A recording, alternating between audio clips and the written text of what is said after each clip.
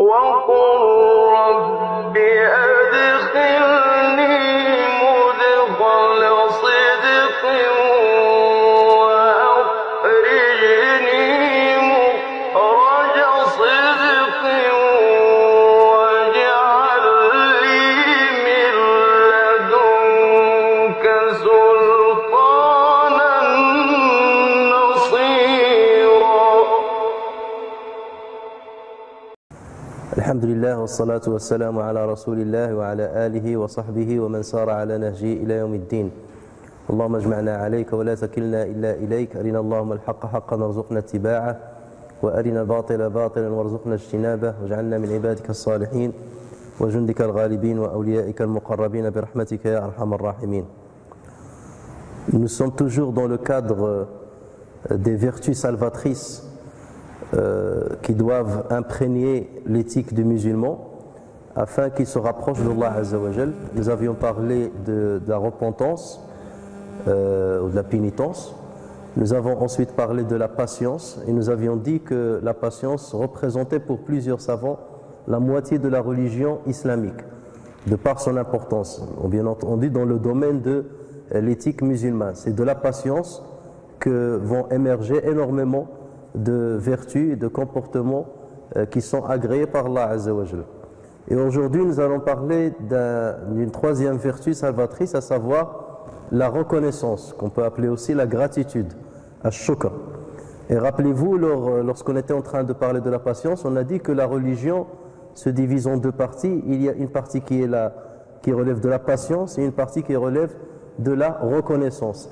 Si ces deux vertus se réunissent chez le croyant, il va détenir toutes les belles vertus de l'islam. C'est quelque part le tronc de toutes les vertus de l'islam, et de ces troncs-là vont donc sortir les branches et fructifier un bon comportement. Et ceci, on le trouve confirmé dans des passages coraniques, et notamment 4 passages où Allah Azza wa Jal parle de choses différentes. Et à chaque fois, il termine ces passages en disant « Inna fi dhalika la ayatin li kulli sabbarin shakur » « Inna fi dhalika la ayatin li kulli sabbarin shakur » Dans tout ceci, donc ce qui a été dit, dans tout ceci, il y a des signes pour tout homme plein d'endurance et plein de gratitude. Allah Azza wa Jal, donc ici, vous voyez qu'il a choisi ces deux vertus, et ce n'est pas pour rien. Ça veut dire que pour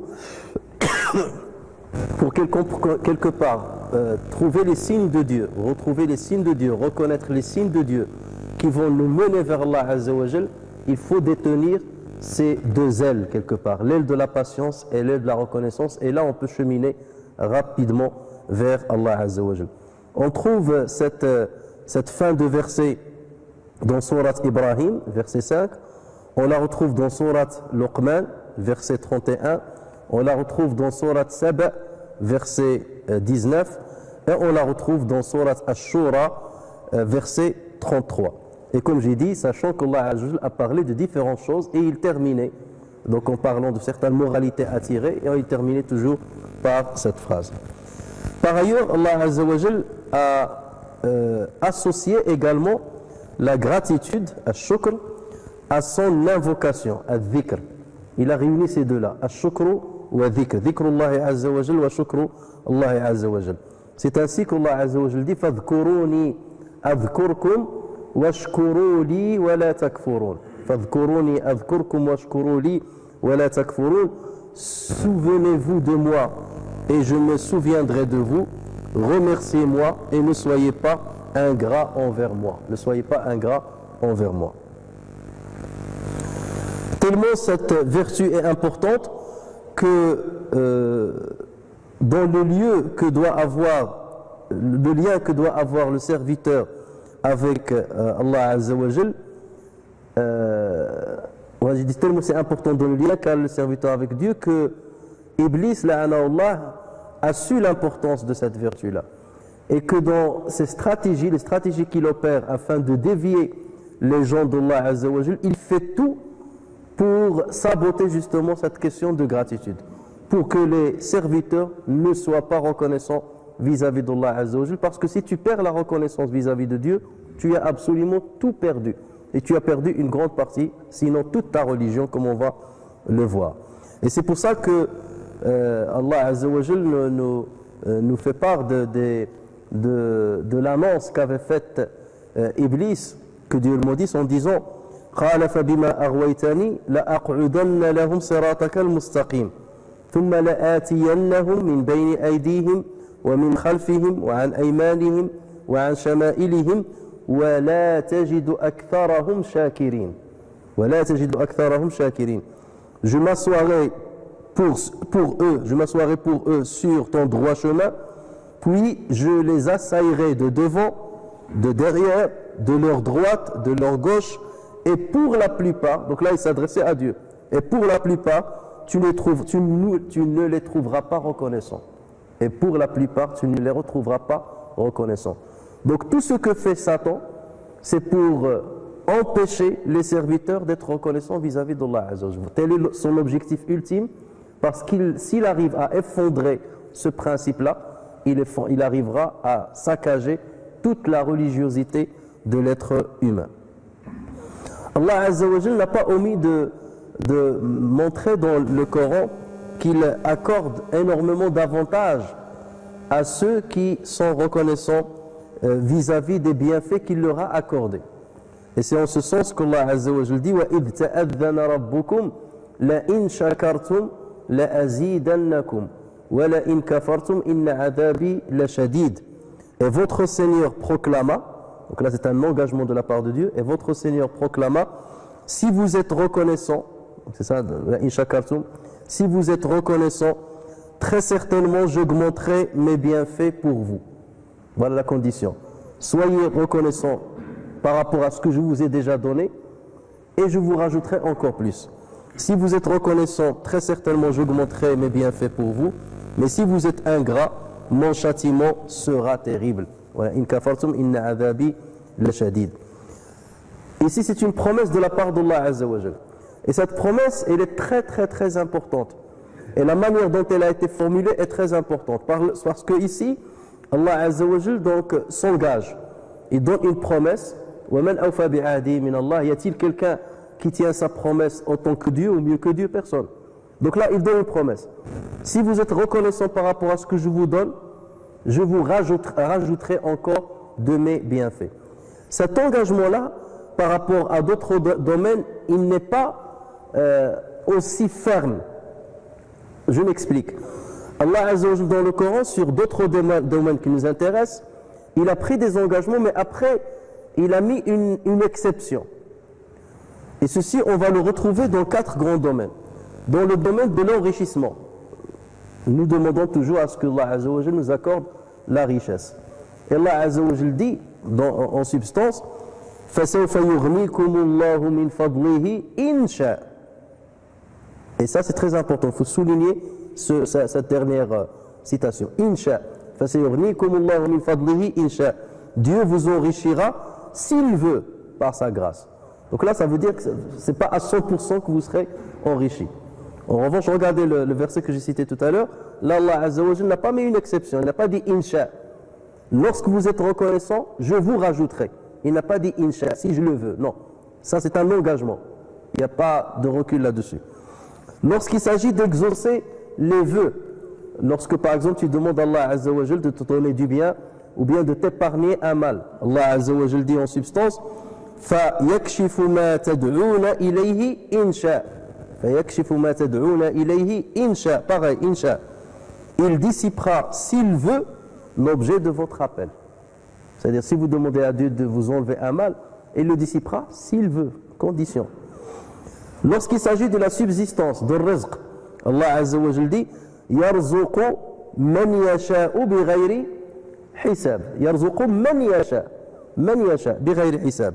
Dieu accorde ses bienfaits à qui il veut sans compter. À qui il veut sans compter. Donc il y a une exception ici, c'est lorsqu'il le veut. Lorsqu'il s'agit de l'acceptation du repentir, de tawbah, Allah Azza wa Jalla dit وَيَتُوبُ اللَّهُ عَلَى مَنْ يَشَاءُ. وَيَتُوبُ اللَّهُ عَلَى مَنْ يَشَاءُ. Dieu accueille le repentir de qui il veut. Donc vous voyez dans ces 4 domaines, qui sont des domaines de sollicitation de notre part envers Dieu. Allah Azza wa Jal dit lorsque je le veux. Mais s'agissant justement de l'augmentation des bienfaits, de la multiplication des bienfaits, Allah Azza wa Jal nous dit soyez reconnaissants, je vous rajouterai plus. Là, il n'y a pas d'exception. Il n'y a pas d'exception. Il n'y a pas de tri entre mes serviteurs. Donc ceci nous montre quoi? Ceci nous montre que déjà c'est quelque chose de bien. Et ceci nous montre, c'est-à-dire que Allah va nous rajouter si nous sommes reconnaissants. Deuxième chose, c'est pour montrer que la reconnaissance n'est pas si facile qu'on le croit.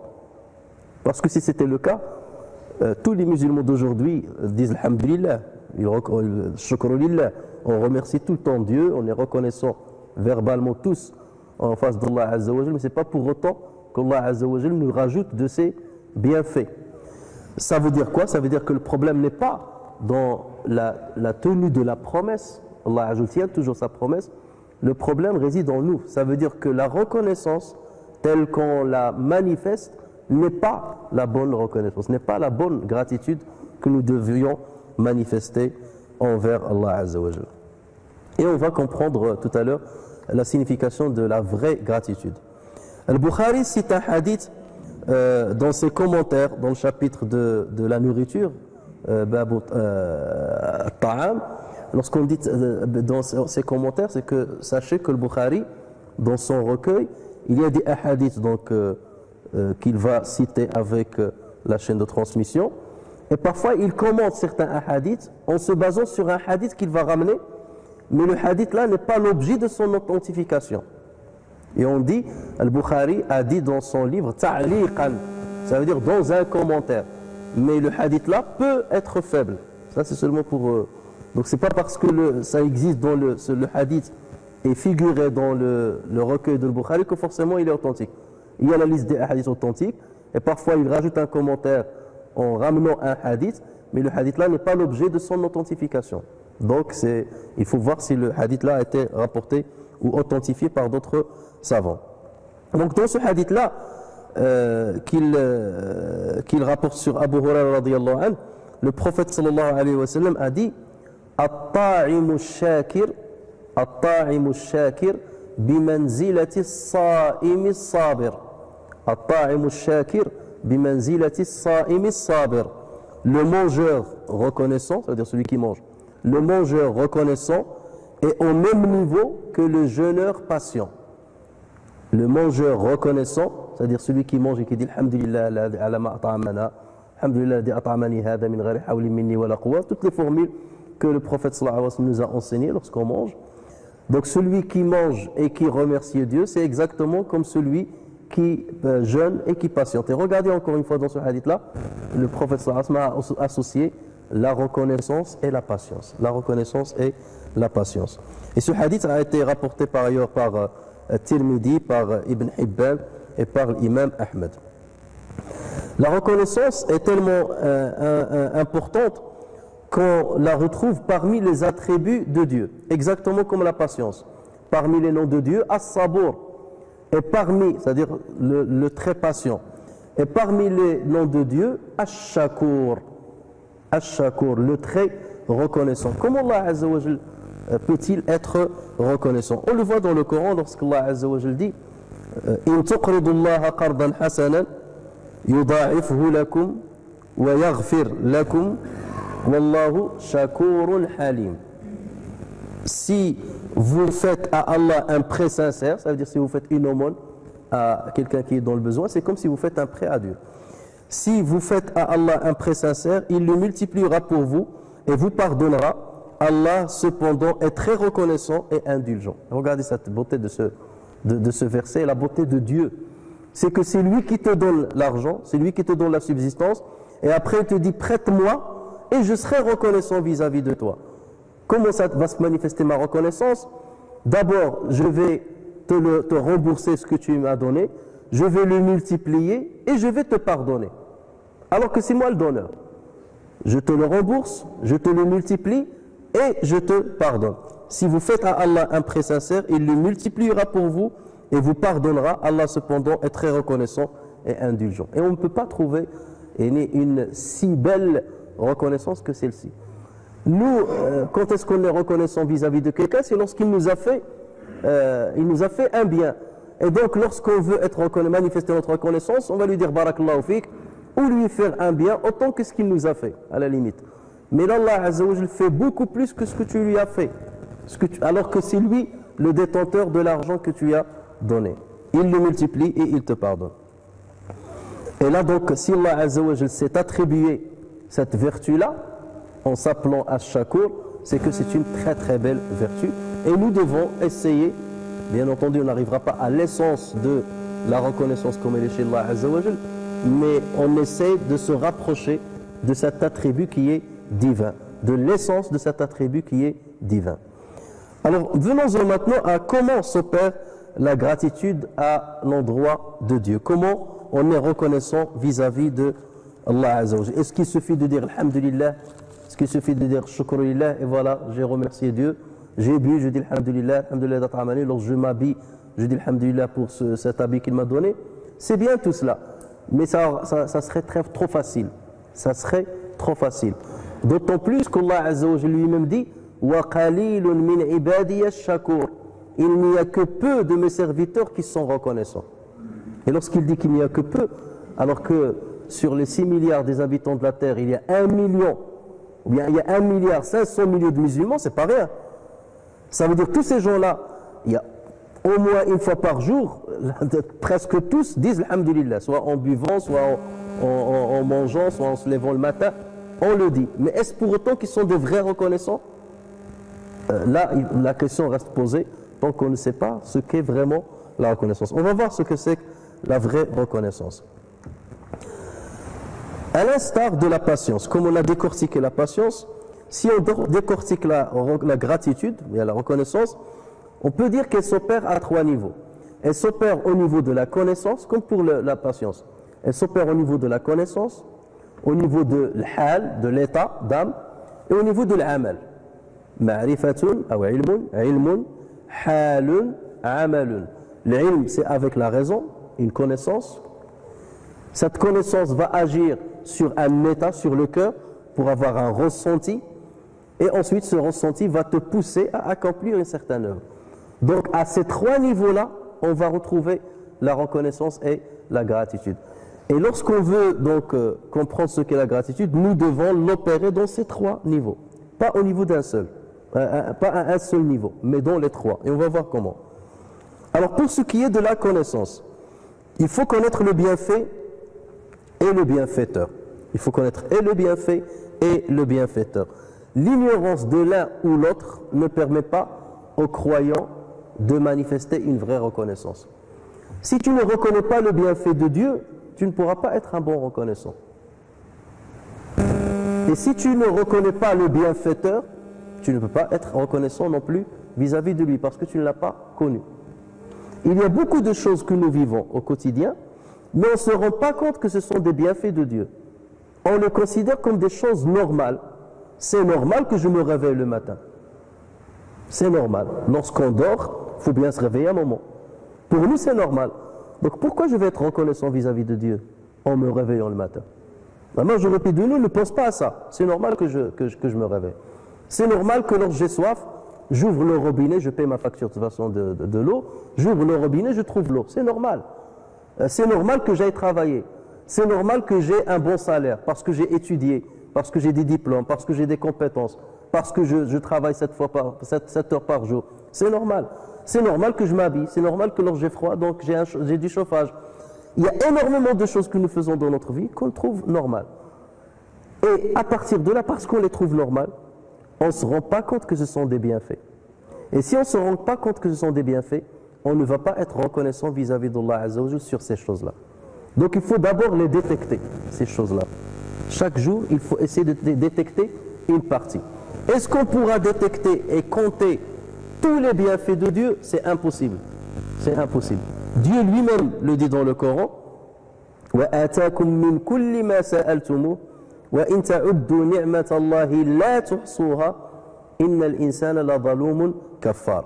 Il vous a accordé de tout ce que vous lui avez demandé, et même ce que vous ne lui avez pas demandé. Et si vous comptiez les bienfaits d'Allah, vous ne sauriez les dénombrer. l'homme est vraiment très injuste, très ingrat. Il n'a pas dit la zalimun. La zaloum, c'est un superlatif. Il est vraiment injuste. Kafar, il n'a pas dit kafour ou kafir. Kafar, ça c'est le maximum de formes dans le superlatif en arabe. Lorsqu'on veut ramener un superlatif dans cette forme-là, ça montre le maximum. Kafar, pourquoi? Parce qu'il ne dénombre que, ou il ne compte que quelques bienfaits, sur lesquels peut-être il va être reconnaissant ou pas, mais il ne dénombre que peu. Donc il y a une question déjà de détecter le bienfait, ça c'est très important. Plus on connaît, et c'est ça le domaine de la connaissance, plus on connaît de bienfaits divins, plus on les met en exergue, plus on a de chances d'être reconnaissant vis-à-vis de Dieu. Et moins on les connaît, moins on va être reconnaissant vis-à-vis de Dieu. Le fait d'être incapable de compter tous les bienfaits d'Allah Azza wa Jal ne nous empêche pas d'être conscient de certains de ces bienfaits et d'être à la hauteur de la reconnaissance qui se doit face à ces quelques bienfaits. Mais si nous multiplions cette opération tous les jours, avec une certaine réflexion, avec une certaine méditation, aujourd'hui je vais voir un ensemble de bienfaits, demain je vais voir un autre ensemble, le surlendemain je vais voir un autre ensemble, et chaque fois je dois fournir l'effort de découvrir les bienfaits d'Allah Azza wa Jal, même les plus, en rentrant parfois dans le détail. Et ceci s'acquiert bien entendu avec la connaissance de ce qu'Allah Azza wa Jal a créé en nous et de ce qu'il a créé pour nous. Lorsque je vois ce qu'il y a dans le monde, lorsque je vois comment Allah Azza wa Jal a servi le monde pour moi, là je vois la grandeur de ce bienfait. Avant de boire le verre, là, parfois il faut que je m'attarde dessus, de voir pour cette eau-là qui va assouvir ma soif, comment elle m'a été parvenue. Et lorsque je vois tout le trajet qu'elle a fait avant de venir à mon corps, là je dis alhamdulillah. Là je vois la grandeur d'Allah Azza wa Jal, je vois la grandeur de ce bienfait qui paraît quelque part insignifiant pour plusieurs personnes. Et même pour nous certaines fois, lorsqu'on est inconscient de son importance. Le croyant doit toujours reconnaître Dieu, ça c'est la deuxième connaissance, il faut reconnaître que c'est Dieu qui t'a donné ce bienfait. Il faut savoir détecter le bienfait et ensuite il faut se dire c'est Dieu qui me l'a donné. Et non pas identifier une tierce personne en croyant que c'est elle qui te l'a apporté. Bien entendu, il y a certains bienfaits dont nous jouissons qui nous parviennent par certains intermédiaires. Quelqu'un t'a donné du travail, quelqu'un t'a donné une aumône. Là, tu dis, c'est lui qui m'a donné l'aumône. Mais le croyant fait abstraction de l'intermédiaire et il va directement à la source. Certes, le prophète sallallahu alayhi wa sallam nous dit "Man lam yashkurin nas, lam yashkurillah." Celui qui n'est pas reconnaissant vis-à-vis des gens ne peut pas être reconnaissant vis-à-vis de Dieu. Donc nous, on peut dire à quelqu'un merci, je suis reconnaissant vis-à-vis de toi parce que tu m'as fait parvenir un bienfait divin. Mais la vraie gratitude, à qui je dois la manifester? C'est à Allah Azza wa Jal et non pas à l'intermédiaire. Parce que cet intermédiaire, il a été utilisé par Allah Azza wa Jal. Lui-même, il a été utilisé par Allah Azza wa Jal. Est-ce pour autant que je ne dois pas reconnaître son bienfait? Non, je dois reconnaître son bienfait, mais ce n'est pas la même reconnaissance.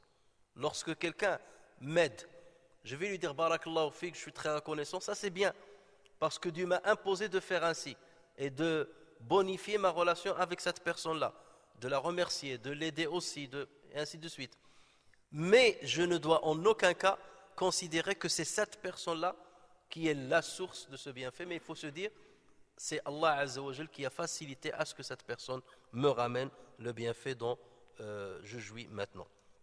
C'est ainsi que la gratitude est considérée comme le fruit direct de l'attestation de l'unicité de Dieu.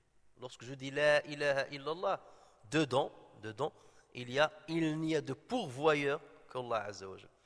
Il n'y a d'octroyeur de bienfaits que Allah Azza wa Jal. Dedans, dans la ilaha illallah, je reconnais cela. Mais ce n'est pas seulement une reconnaissance intellectuelle comme on va voir. Là, on est seulement au niveau de la connaissance.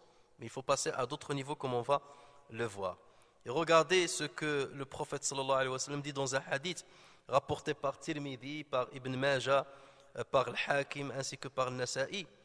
أفضل الذكر لا إله إلا الله وأفضل الدعاء الحمد لله. La meilleure invocation, c'est de dire La ilaha illallah. Comment tu vas mentionner Dieu, dhikr, comment tu vas le mentionner, c'est en disant La ilaha illallah. C'est la meilleure. La meilleure invocation, c'est La ilaha illallah. Et la meilleure sollicitation, c'est Alhamdulillah. La meilleure sollicitation, c'est Alhamdulillah.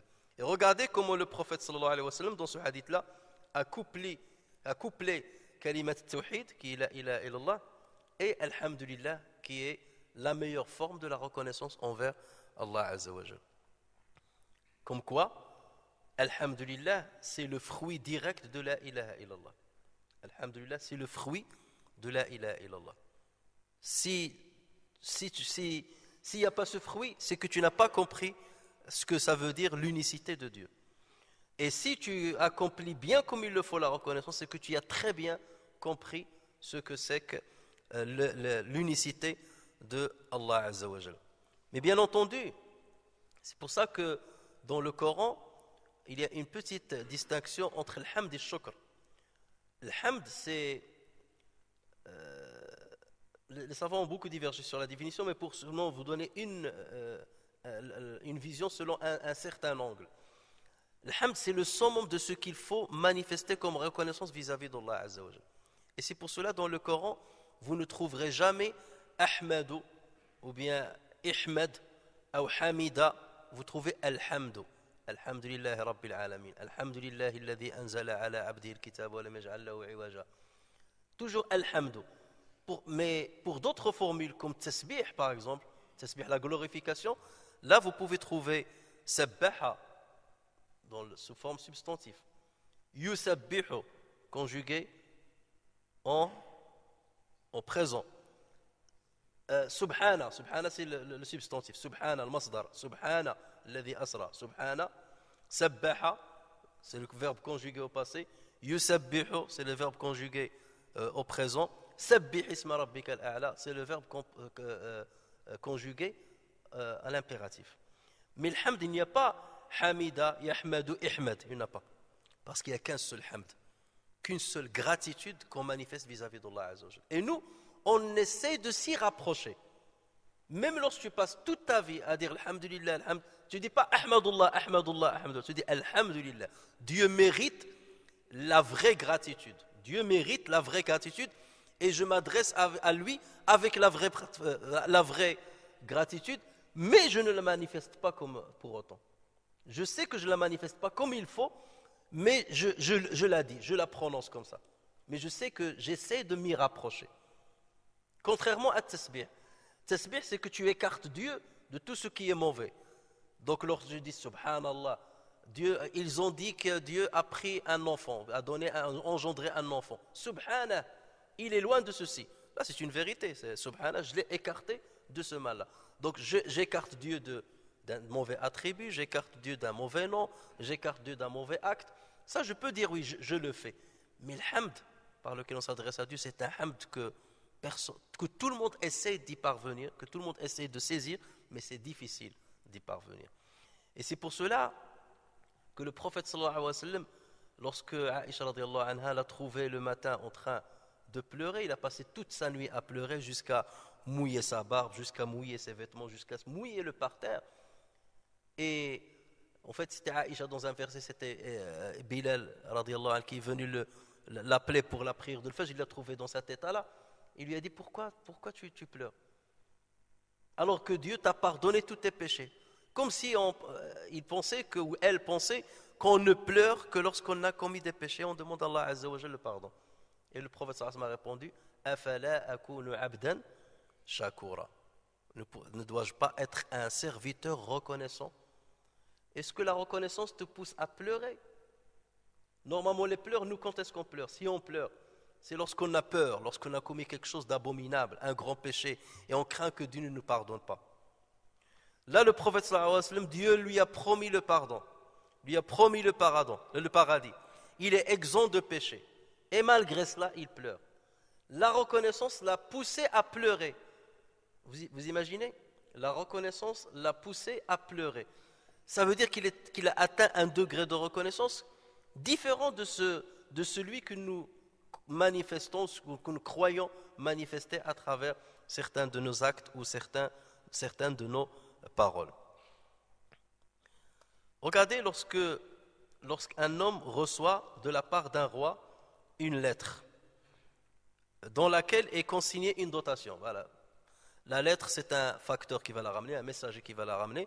Il va te donner la lettre. Tu vas voir dans la lettre, de la part du roi ou du gouverneur untel, un monsieur untel, il te cite, je t'attribue, ou là, je décrète te donner de la trésorerie publique tant d'euros, telle donation. Voilà.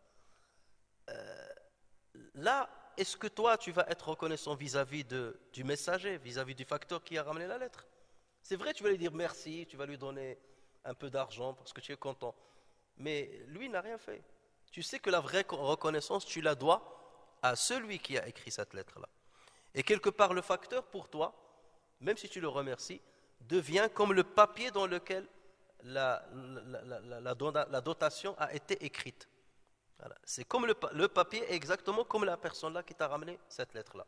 Mais ta reconnaissance, il va directement à celui qui a envoyé la lettre. Et c'est avec cette attitude que nous devons réfléchir lorsqu'on voit les bienfaits qu'Allah Azza wa Jalla nous a donnés, même si ces bienfaits passent par des intermédiaires, par mon employeur, par mes parents, par mes enfants, par mes frères, par celui qui m'a aidé.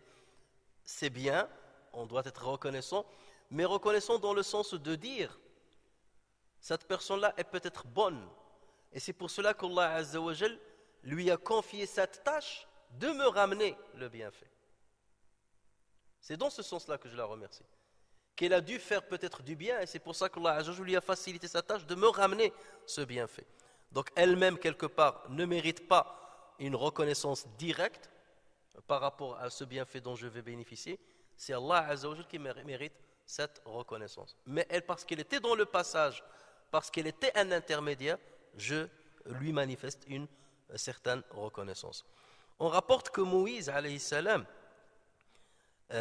s'est adressé à Dieu dans une prière, dans une munajat, le munajat, c'est comme si tu dialogues avec Dieu en secret.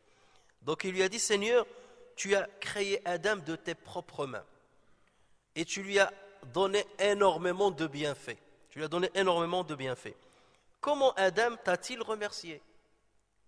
Et Allah Azza wa Jalla lui aurait répondu, il a su que tout ce qu'il avait est venu de moi et sa connaissance est devenue une reconnaissance. Il a su que tout ce que je lui ai donné est venu de moi et sa connaissance, le simple fait qu'il connaisse ça, cette vérité-là, c'est une forme de reconnaissance.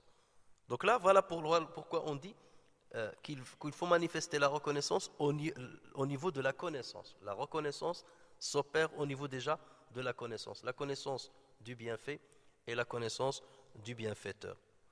Donc la gratitude envers Dieu ne peut avoir lieu que si nous certifions et nous attestons avec certitude que tout vient de lui. Le prophète sallallahu alayhi wa sallam dit, les premiers à être invités à entrer au paradis sont ceux qui rendent la louange à Dieu dans l'aisance et dans l'adversité. Awwalu man yud'a ila al-jannati alladhina yahmaduna Allah fi as-sarra'i wad-dharra. Les premiers qu'on va appeler pour entrer au paradis, c'est ceux qui manifestent la reconnaissance, qu'ils soient dans l'aisance ou dans l'adversité. Ça veut dire quoi? Ça veut dire que le croyant ne doit pas attendre que le bienfait lui soit retranché pour se rendre compte de son importance. Et beaucoup de personnes ne se rendent compte des bienfaits de Dieu que lorsqu'ils disparaissent. La santé, par exemple, et on le dit dans le proverbe arabe, on dit la santé, c'est une couronne au-dessus de la tête de ceux qui ont une bonne santé, de ceux qui jouissent d'une bonne santé, qui n'est visible que par ceux qui sont malades. Toi, tu marches normal, c'est normal. Il n'y a rien d'extraordinaire dans le fait de marcher. Mais quelqu'un qui n'arrive pas à marcher, lui, il te voit de loin et il se dit, Masha'Allah, quelle santé il a celui-là, quelle chance il a cette personne-là de pouvoir marcher. Tu as des parents, quelle chance qu'il ait des parents, moi j'en ai pas. Tu as du travail, quelle chance qu'il a, moi j'en ai pas. Mais il ne faut pas s'attendre à ce qu'on perde ses bienfaits pour les reconnaître. Donc le croyant, c'est celui qui essaie de déceler ses bienfaits tant qu'ils sont encore chez lui. Parce que là, c'est la bonne forme de reconnaissance, parce qu'une fois il les perd, c'est tout à fait naturel qu'il va se rendre compte de leur importance, et si jamais ils reviennent, il va peut-être les remercier Dieu en substance, mais sa reconnaissance va peut-être être limitée.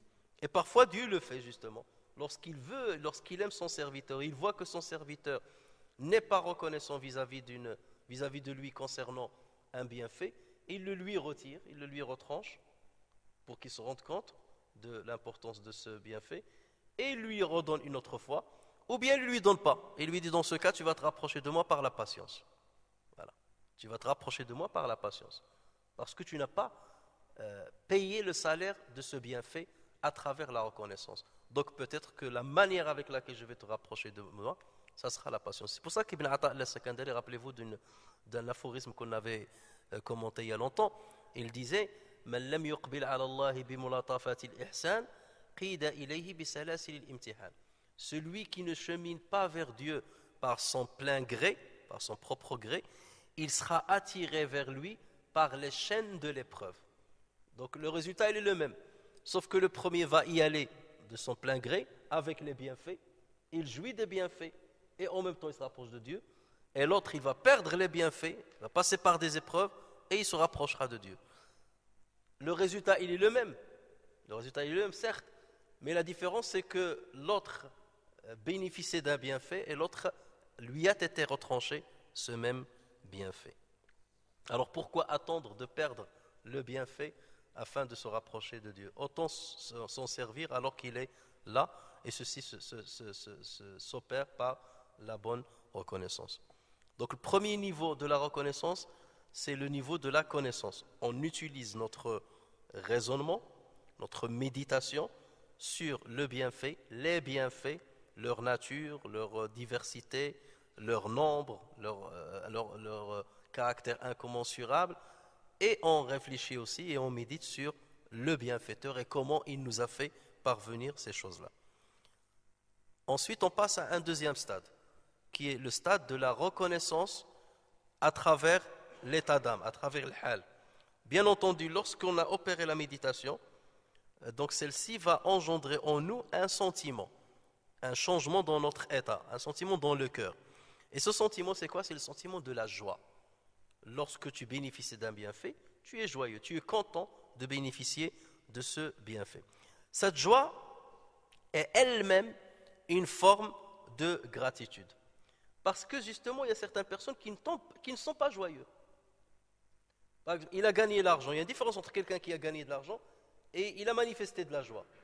Il y a celui qui va avoir la même somme d'argent, mais il ne va pas manifester de la joie. Il va dire je veux plus, ou ça ne me suffit pas. Vous voyez la différence? Donc, dès lors qu'il y a une joie, c'est qu'il y a une reconnaissance. S'il n'y a pas de joie, c'est qu'il n'y a pas de reconnaissance. Et c'est là le problème. C'est que vous allez trouver dans la société des gens, nous vivons toujours presque tous dans la même société, vous allez trouver quelqu'un par exemple qui va gagner le SMIC, il est très content. Alhamdulillah. Il y a certains qui va gagner 10 fois plus, mais ça ne va pas là, c'est la catastrophe. Il n'y a pas de joie, il n'y a pas de joie. Alors qu'il a plus d'argent. C'est pour ça que le nombre aussi la taille du bienfait est relative. La joie dépend de ce que tu as dans ton cœur. Et la joie, c'est une manifestation de reconnaissance. Toutefois, il faut ressentir la joie, non pas à l'égard du bienfait lui-même, mais à l'égard du bienfaiteur. Je vais m'expliquer. Imaginons un gouverneur qui va nommer une personne dans un poste prestigieux avec un grand salaire. Dès lors que cette personne va apprendre la nouvelle, elle va manifester de la joie. Alors, il y a 3 manières de manifester cette joie. la personne va se dire, je suis content, je suis très joyeuse de ce poste-là et du salaire que je vais gagner de ce poste-là. Et tout de suite, l'argent là que je vais venir, que je vais toucher, je vais acheter ça, je vais acheter ça, je vais changer ça. Et donc là, c'est de la joie. La joie par rapport à quoi? La joie par rapport au bienfait lui-même, le poste et le salaire qui en découlent. Ça, c'est une première façon de manifester la joie. Et ça ne nous intéresse pas en fait, parce que là, c'est la joie face au bienfait et non pas face au bienfaiteur. La deuxième façon de manifester la joie, c'est de dire, moi j'aurais pu gagner ce poste-là par d'autres moyens, j'aurais pu gagner cet argent-là par d'autres moyens. Mais là, que ce gouverneur place sa confiance en moi et me donne cette estime-là, et un grand estime de moi pour me donner ce poste-là, donc je suis très content. Donc là, je ne suis pas content du poste et du salaire, parce que j'aurais pu le gagner autrement. Je suis content que ce soit ce gouverneur-là qui m'a donné ce poste et ce salaire-là. Et de dire, j'occupe une place importante chez lui. Il m'estime, et c'est pour ça qu'il m'a choisi parmi plusieurs autres personnes. Il m'a privilégié parmi plusieurs autres personnes, et il m'a donné ce poste-là. Donc vous voyez là qu'on est dans un autre degré de joie. C'est la joie envers le bienfaiteur et non pas la joie envers le bienfait lui-même. Il y a un troisième niveau de la joie. C'est que tu te dis, ce n'est pas forcément le poste et le salaire qui en découlent qui me donnent la joie, et ce n'est pas forcément la confiance qu'a placé ce gouverneur en moi qui me donne la joie. Il y a une joie, mais la plus grande joie que j'ai, c'est qu'il m'a permis de prendre ce poste-là pour que je lui prouve que je suis à la hauteur de l'estime qu'il a de moi. Et là, c'est un autre niveau. Je vais lui prouver que je mérite cette estime-là. Je vais lui prouver que je le respecte, que je l'aime, à travers le bon travail et la bonne manière avec laquelle je vais mener la mission qu'il m'a donnée. Et donc là, je suis à un troisième niveau de joie. Donc vous voyez, on ne parle pas de la même chose. Et c'est pour cela que nous, lorsqu'on est content de quelque chose, c'est vrai, on dit Alhamdulillah, Alhamdulillah. Mais il faut se poser la question. À quel niveau j'ai dit Alhamdulillah? Cette joie que j'ai chantée, à quel niveau? Est-ce que c'est une joie vis-à-vis du bienfait? J'ai trouvé un travail, Alhamdulillah, je suis content. J'ai trouvé une femme, Alhamdulillah, je me suis marié, Alhamdulillah, et 2 mois après, le problème. Est-ce que je suis content par rapport à l'objet du bienfait, ou par rapport au bienfaiteur, ou parce que je vais prouver à ce bienfaiteur que je suis à la hauteur de la dotation qu'il m'a faite? Donc là, il faut réfléchir à chaque fois. Et donc, vous voyez qu'on n'est pas au même niveau.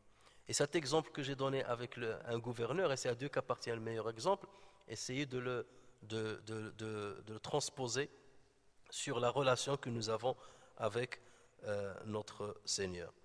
On atteint la vraie gratitude envers Dieu que lorsqu'on aime ses bienfaits, non pas pour ce qu'elle ne procure comme bien terrestre, c'est pas pour ça.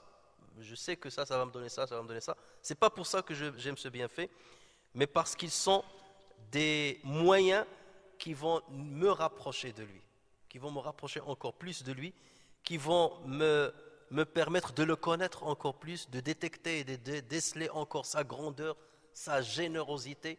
Donc là, je me fais une vraie image, encore plus vraie que ce que j'avais peut-être avant d'avoir ce bienfait.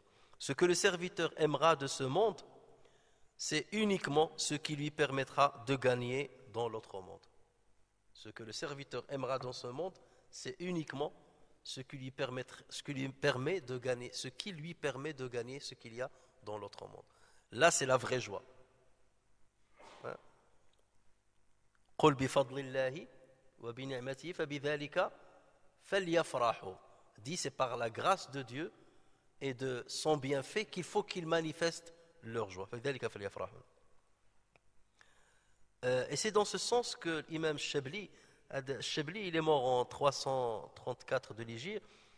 Il a travaillé avec des grands gouverneurs. Il était dans la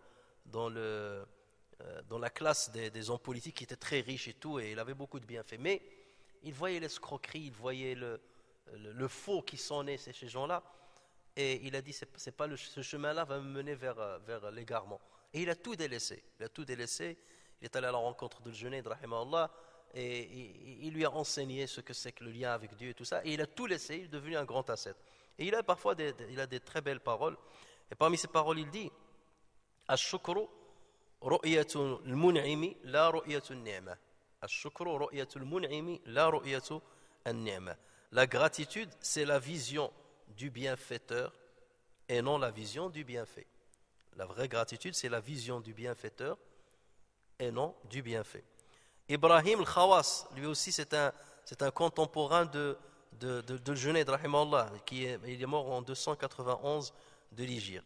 Il disait Shukrul ammati ala al-mat'ami wal-malbasi wal-mashrab wa shukrul khawasi ala waridati al-qulub wa shukrul khawasi ala waridati al-qulub. La reconnaissance des communs des mortels, c'est-à-dire la reconnaissance des gens, la reconnaissance des communs des hommes se fait à propos de la nourriture, des vêtements et de la boisson. Mais la gratitude des élus, des gens qui ont connu Dieu, qui sont proches de Dieu, la gratitude des élus s'opère à propos des bons états du cœur. Elle s'opère par rapport à ce que le don d'Allah Azza wa Jal va leur procurer comme bien dans leur cœur. C'est là où il y a cette gratitude-là. C'est de dire, j'ai été l'objet de la générosité divine. J'ai été l'objet de la générosité divine. Et ça, c'est la plus grande chose que je puisse espérer. Allah Azza wa Jal m'a donné ça. C'est ça qui donne la valeur. Et vous voyez, même lorsqu'on donne aux gens les légions d'honneur et tout ça, il n'y a pas d'argent derrière les légions d'honneur, contrairement à ce que beaucoup croient. On vient, on te met une cérémonie et tout, et on vient et on t'accroche un petit pins ici. Tu peux acheter un autre pins qui fait 10 fois plus, mais il n'a aucune valeur. La valeur de ce pins-là, c'est qu'on te dit la reconnaissance de l'État. L'État te reconnaît. Après, ça tout dépend de quel État on parle, bien entendu. Donc, on est reconnaissant vis-à-vis de toi et on t'accroche ça. Donc, ce qui a de la valeur, ce n'est pas le pins lui-même. D'accord? C'est que tu sois l'objet d'une confiance et d'une reconnaissance de la part de cet État. Imagine lorsqu'Allah Azza wa Jal te donne des bienfaits, non pas pour te piéger, parce que faire attention, parfois Dieu donne des bienfaits pour te punir, pour que tu t'écartes encore plus. Non, il sait que tu es reconnaissant et il te donne plus. Et il sait que ta reconnaissance va augmenter et il te rajoute plus. Et ta reconnaissance va encore augmenter plus et il te donne plus. Et là, ça te donne une vraie joie, ce que tu dis, je suis l'objet de la générosité divine. Donc là, il y a de quoi. C'est pas une fierté par rapport aux autres, mais c'est une fierté par rapport à toi-même. Et là, tu manifestes justement une vraie reconnaissance. De là, on voit la grande différence entre celui qui vient à Dieu pour chercher les bienfaits terrestres et celui qui prend pour monture les bienfaits terrestres pour venir à Dieu. C'est deux opérations qui sont complètement différentes. Il y a celui qui vient à Dieu pour chercher les bienfaits terrestres. Et il y a celui qui prend comme monture les bienfaits terrestres pour venir à Dieu. Ce n'est pas la même chose et le résultat n'est pas du tout le même. Ça, c'est le deuxième. Donc, on a dit le premier niveau de la gratitude, c'est au niveau de la connaissance. Deuxième niveau, c'est au niveau de la joie, donc de ce que procurent les bienfaits dans ton cœur. C'est l'état d'âme. Ensuite, il y a le troisième niveau de la gratitude, c'est la gratitude au niveau des œuvres. Il s'agit d'œuvrer conformément à la joie que procure la connaissance du bienfaiteur. L'œuvre concerne aussi bien le cœur, la langue et le corps. Donc voilà, lorsqu'on parle de l'amal, c'est au niveau du cœur, au niveau de la langue et au niveau du corps. Quant à l'œuvre du cœur, elle consiste à agréer ce qu'Allah Azza wa Jal a choisi pour toi. Ar-rida, la satisfaction. Tu es satisfait de qada Allah Azza wa Jal. L'iman bil qada ou qadar, c'est ça. Je suis satisfait de ce qu'Allah Azza wa Jal m'a donné. Même s'il me retranche certaines choses, certains bienfaits qu'il a donnés à autrui, je reste satisfait. La satisfaction, ar-rida. Et ça, c'est un travail du cœur. Lorsque tu as un cœur toujours qui, non mais je veux plus, mais pourquoi un tel a, je jalouse un tel, ça veut dire que tu n'es pas satisfait de ce que Dieu t'a donné. Donc tu n'as pas manifesté de la reconnaissance. Tu es loin de la reconnaissance. Dès que tu jalouses quelqu'un, sache que tu es loin de la reconnaissance. Ça, c'est une règle. Le jaloux ne peut pas être reconnaissant vis-à-vis de Dieu. Parce que Dieu, il dit qu'Allah Azza wa Jal a distribué ses dons aux gens. Il a privilégié les uns par rapport aux autres. Celui-là dans ce domaine, l'autre dans un autre domaine, l'autre dans un autre domaine. Donc toi, tu dois te dire, au lieu que je vois les domaines dans lesquels je suis moins gracié que l'autre, je vois les domaines où je suis plus gracié que d'autres. Et j'en trouverai plein. Et je verrai que je suis toujours mieux que plein d'autres. Et à partir de là, j'ai une certaine satisfaction de l'état dans lequel Allah Azza wa Jal m'a mis. L'état bien entendu matériel, de la santé et ainsi de suite. Après le spirituel, ça dépend de moi et de mon travail et de mon mujahada. Quant à l'œuvre par la langue, il s'agit de manifester la reconnaissance à travers les louanges verbales par lesquelles on célèbre la gloire de Dieu. Lorsque tu dis Alhamdulillah, Shukrulillah, Subhanallah, ça c'est une reconnaissance verbale. Donc la langue doit travailler à ce niveau. Et c'est pour ça que le prophète sallallahu alayhi wa sallam dit La yazalu lisanuka ratban bi dhikrillah, que ta langue reste toujours fraîche avec l'invocation de Dieu. Toujours. Le croyant, c'est quelqu'un qui invoque Dieu tout le temps. Il marche, Alhamdulillah, Subhanallah, Allah, la ilaha illallah, tout le temps. Et si tu n'as pas ça, si tu n'as pas cette capacité de rendre ta langue très fraîche avec l'invocation de Dieu, c'est que tu as un problème. Donc normalement la langue, elle doit prononcer. Et c'est ce qui d'ailleurs nous distingue des animaux, ainsi de suite, c'est que nous on parle. Et cette parole-là nous distingue des autres, donc notre tasbih doit se faire aussi avec la langue. Et cette langue-là, il faut l'utiliser dans ce domaine-là. Et c'est pour ça que le prophète sallallahu alayhi wa sallam nous a appris des du'a après la prière, pendant la prière, à l'issue de la prière, lorsqu'on rentre à la mosquée, lorsqu'on sort de la mosquée, lorsqu'on boit, lorsqu'on dort, lorsqu'on se réveille, lorsqu'on sort de chez soi, lorsqu'on part en voyage, lorsqu'on revient de voyage, lorsqu'on se marie, même lorsqu'on veut avoir un rapport conjugal. Quel que soit ce que nous faisons dans notre vie, en entrant dans les toilettes, en sortant des toilettes, tout ça c'est une manière de manifester ta gratitude vis-à-vis de Allah Azza wa Jal avec la langue. Et la langue là, même si elle est petite, elle peut faire beaucoup de bienfaits, comme elle peut faire énormément de méfaits et de dégâts. Pour ce qui est maintenant de l'œuvre par le corps, il s'agit d'utiliser les bienfaits dans leur diversité au service de l'obéissance de Dieu et de les préserver de tout ce que Dieu a proscrit. La reconnaissance du bienfait de la vue passe par l'utilisation des yeux dans la lecture du Coran par exemple, la lecture de son livre, dans la contemplation de sa création. Donc,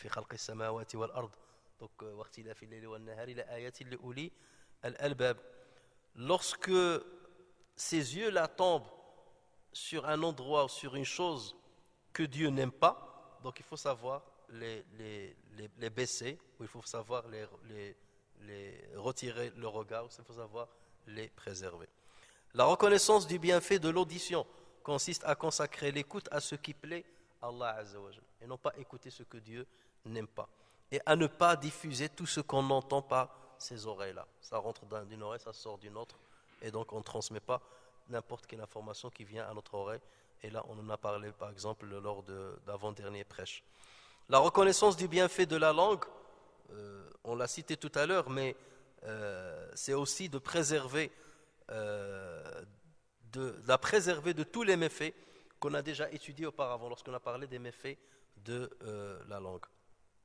Et lorsque quelqu'un, et ça c'est un exemple, lorsque quelqu'un nous questionne sur notre état, comment tu vas, qu'est-ce qu'on dit? Toujours on dit Alhamdulillah. Et ça c'est une sunna de nos prédécesseurs. Les prédécesseurs, ils avaient un jour, Anas bin Malik, il dit, j'ai vu Omar ibn Khattab un jour, quelqu'un l'a salué, il lui a dit Salamu alayka ya Omar, et il lui a dit Wa alaykum salam, kayfa haluk, comment tu vas? Et lui il a dit Ahmadullah halak. Il lui a dit c'est ce que j'attendais de toi. C'est-à-dire, je voulais que tu prononces l'hamd pour Allah Azza wa Jal. Et donc, nos prédécesseurs, ils avaient cette habitude de prendre des nouvelles les uns des autres en vue de pousser l'autre à remercier Dieu. Donc c'est complètement aberrant lorsque quelqu'un te dit comment tu vas, tu lui dis j'ai mal ici, ou, ah, j'ai que des problèmes, ou j'arrive pas à m'en sortir. Non, quelle que soit ta situation, même si tu es au bord du gouffre, comment tu vas? Alhamdulillah. Point. Il y a certains chez nous qui ont appris de dire la mauvaise manière de dire Alhamdulillah fad sa'a. Alhamdulillah dans cette heure-ci. Ou dans une autre heure, tu ne vas pas lui faire Alhamd. Et beaucoup le disent ça. Alhamdulillah fad sa'a. Alhamdulillah fad sa'a. Ou sa'a akhra ma tahmdouch. Non, Alhamdulillah ala kulli hal. Louange à Dieu et je remercie Dieu et je manifeste ma gratitude à Dieu, quel que soit l'état dans lequel je suis. Et je me rappelle d'un ancien qui est décédé, qui fréquentait cette mosquée. On l'appelait à une époque Alhamdulillah. Dès qu'on lui dit le Hajj, comme Alhamdulillah. Il vient de sortir de l'hôpital, il a fait l'opération, la deuxième opération, les reins. Qu'il dit le Hajj, Alhamdulillah. Alhamdulillah, toujours, et souriant. C'est comme ça que doit être le musulman. Et c'est de ces gens-là qu'on apprend parfois de très bonnes leçons, même si ce ne sont pas des gens éloquents dans les exhortations et tout, mais dans leur état, il y a beaucoup à apprendre. Et je crois que vous savez à qui je fais allusion, ou de qui je fais allusion. L'expression de la gratitude par la langue et le cœur, donc les deux, doit se manifester même dans les situations les plus éprouvantes. Le prophète sallallahu alayhi wa sallam a toujours fait l'éloge de quiconque accueille l'épreuve par la gratitude exprimée par la parole et par la satisfaction éprouvée par le cœur. Les deux en même temps. Donc j'ai cité chacun à part, mais peuvent être les deux en même temps. Et on retrouve ceci dans le hadith, dans un hadith dans lequel le prophète sallallahu alayhi wa sallam dit lorsque l'homme meurt, lorsque l'enfant de l'homme meurt, Dieu dit à ses anges: ainsi vous avez repris l'âme de l'enfant de mon serviteur. Ainsi vous avez repris l'âme de l'enfant de mon serviteur. Ils disent oui. Il dit: vous avez donc pris la chose la plus chère à son cœur. Tu as un enfant, imagine, tu as un enfant, il a fait 1 an, 2 ans, tu es content de lui, tu vois que tout l'avenir est devant lui, tu es là pour lui, et à un moment, Allah je lui retranche la vie. Il n'y a pas plus dur que ça. Il n'y a pas plus dur que ça. Et donc Dieu leur dit: vous avez donc pris la chose la plus chère à son cœur. Ils disent oui. Il dit: qu'a dit mon serviteur? Ils disent: hamidaka wastarja. Il t'a loué et il a dit: inna lillahi wa inna ilayhi raji'un. C'est ça que ça veut dire starja. Nous appartenons à Dieu et c'est à lui que nous retournerons. Et Allah Azza wa Jal dit alors: ubnu li abdi baytan fil jannah wa sammuhu bayta al-hamd. Construisez à mon serviteur une maison dans le paradis et appelez-la la maison de la louange. La maison de la louange, et ce hadith a été rapporté par At-Tirmidhi. Ça, c'est un exemple pour quelqu'un qui a perdu son enfant, mais ça peut être le même exemple pour quelqu'un qui a perdu quelque chose qui lui était cher. La santé, ses parents, du travail, n'importe quelle épreuve par laquelle il est passé. Et il dit: Alhamdulillah, inna lillahi wa inna ilayhi raji'un. Ça, c'est la meilleure façon de reconnaître de reconnaître la gratitude, aussi bien par la langue, mais il faut que le cœur, bien entendu, suive. La reconnaissance du bienfait de la richesse matérielle, aussi minime soit-elle, passe par l'aumône, à travers laquelle on déclare à Dieu que l'argent qu'il nous a donné lui appartient. Alors je donne de l'argent, c'est comme si je dis: Seigneur, cet argent que tu m'as donné, je reconnais qu'il t'appartient parce que je m'en défais, je le donne. Il t'appartient et quelque part, j'étais à la hauteur de la mission que tu m'as donnée lorsque tu me l'as confiée. Je suis en train de l'utiliser pour aider d'autres personnes. Ça peut être ta famille, tes proches, tes enfants, des pauvres, une mosquée, une œuvre de bienfaisance, et ainsi de suite. Et regardez lorsque Allah Azza wa Jalla dit: Aminu billahi wa rasulihi wa anfiqu mimma ja'alakum mustakhlafina fi. Croyez en Allah et en son messager et dépensez de ce dont il vous a donné la lieutenance. Ceux d'entre vous qui croient et dépensent auront une grande récompense. فالذين آمنوا منكم وأنفقوا لهم أجر كريم. لهم أجر كريم. Et regardez, et plus loin, ça c'est dans Surat Al-Hadid, et plus loin, Allah Azza wa Jalla va dire: من ذا الذي يقرض الله قرضا حسنا فيضاعفه له وله أجر كريم. Quiconque donne un prêt à Allah Azza wa Jalla, il le lui multipliera et il aura une récompense généreuse. Alors que c'est lui le donateur. Donc lorsque tu donnes, c'est une manière d'être reconnaissant, de dire je suis reconnaissant vis-à-vis de toi sur cette richesse que tu m'as donnée, puisque je suis en train de la redistribuer ou de redistribuer une partie. Dieu ne te donne pas forcément, ne serait-ce que zakat, déjà c'est le minimum nécessaire. Après, plus tu donnes, mieux c'est, plus ta gratitude est grande. La reconnaissance du bienfait de la santé passe par les observances religieuses, aussi bien les observances canoniques obligatoires que les observances surérogatoires, la prière, le jeûne, le pèlerinage, la visite des malades, l'investissement dans tout ce qui peut améliorer la religiosité des gens. Donc tout ceci, plus tu t'engages dans un domaine des domaines de la religion, que ce soit pour toi, que ce soit pour les autres, pour la communauté, c'est que tu es en train de manifester de la vraie reconnaissance à travers l'œuvre du corps. Et quelqu'un qui te dit, moi je veux pas de problème, je suis chez moi, alhamdulillah, la communauté ne m'intéresse pas, l'avenir de la communauté ne m'intéresse pas, aider la communauté ça ne m'intéresse pas, moi je suis qu'un simple consommateur, c'est quelqu'un qui n'a pas manifesté la vraie gratitude. Tu dis, Allah m'a guidé, donc j'œuvre d'une manière ou d'une autre pour participer à la guidance d'autrui. Pour participer à la guidance d'autrui. Ouais, c'est pour ça qu'Allah Azza wa Jal a fait l'éloge de notre communauté. Vous ordonnez le bien et vous réprimez le mal, vous interdisez le mal. Si vous ne le faites pas, c'est que vous n'avez plus ce privilège par lequel Allah Azza wa Jal vous a élevé.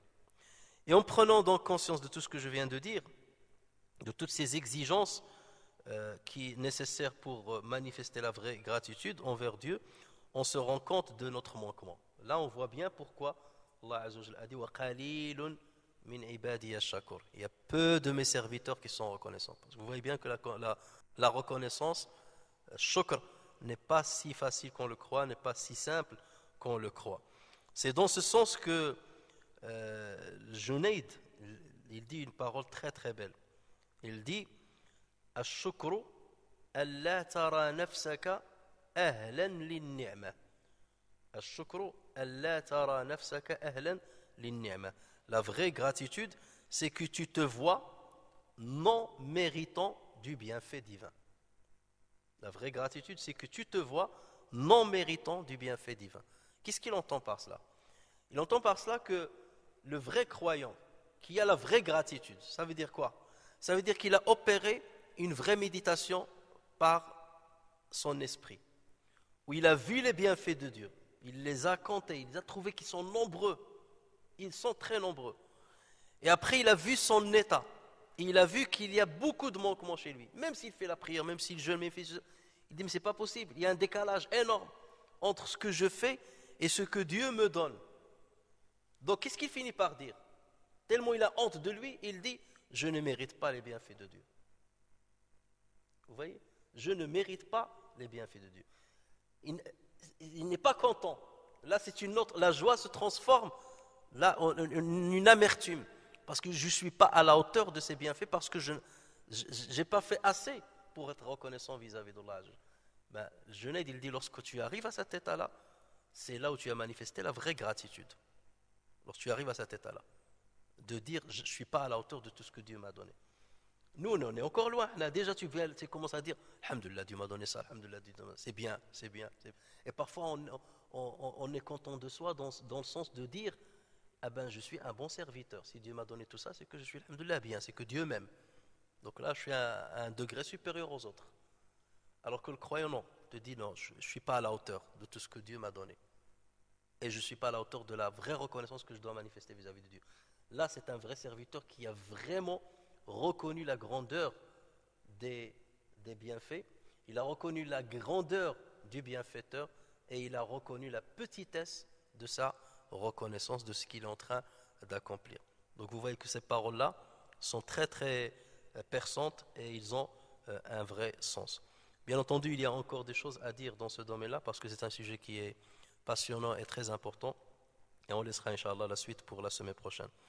اللهم صل وسلم على سيدنا محمد وعلى آله وصحبه وسلم تسليما عدد خلقك ورضا نفسك وزينة عرشك ومداد كلماتك سبحانك اللهم وبحمدك نشهد أن لا إله إلا أنت نستغفرك ونتوب إليك سبحان ربك رب العزة عما يصفون وسلام على المرسلين والحمد لله رب العالمين